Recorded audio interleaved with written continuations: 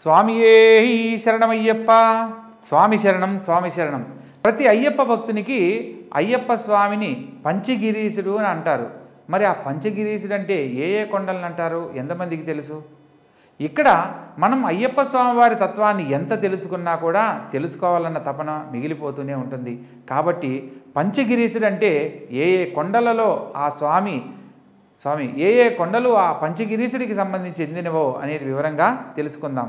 మనకు కరిమల అనేది మొట్టమొదటి కొండ. ఇది స్వామివారి కొండకు వెళ్ళబోయే ముందు మనం పెద్ద పాదంలో ఈ యొక్క కొండను మనం దర్శించగలం.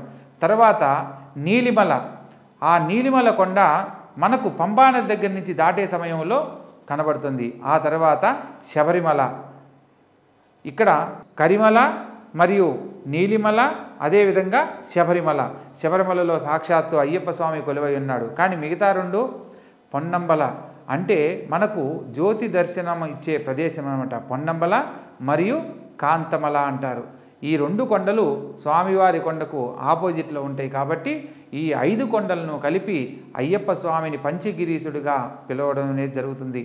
కాబట్టి పంచగిరీసుడనే కాదు, ప్రతి ఒక్క నామానికి ఒక వివరణ అనేది తెలియజేయబడింది. కాబట్టి అయ్యప్ప స్వామి వారి శరణఘోషలో ఒక్కొక్క నామానికి ఉన్న ప్రాచుర్యాన్ని వివరంగా తెలియజేస్తాను. తప్పకుండా మా ఛానల్ను లైక్ చేసి, షేర్ చేసి, సబ్స్క్రైబ్ చేయండి. మరిన్ని అంశాలను, అయ్యప్ప స్వామి వారి తత్వాన్ని, అయ్యప్ప స్వామి వారి దీక్షాధారణ ఫలితాలను మనం ఏ విధంగా గొప్పగా పొందబోతున్నామో అన్నీ వివరంగా తెలియజేస్తాను.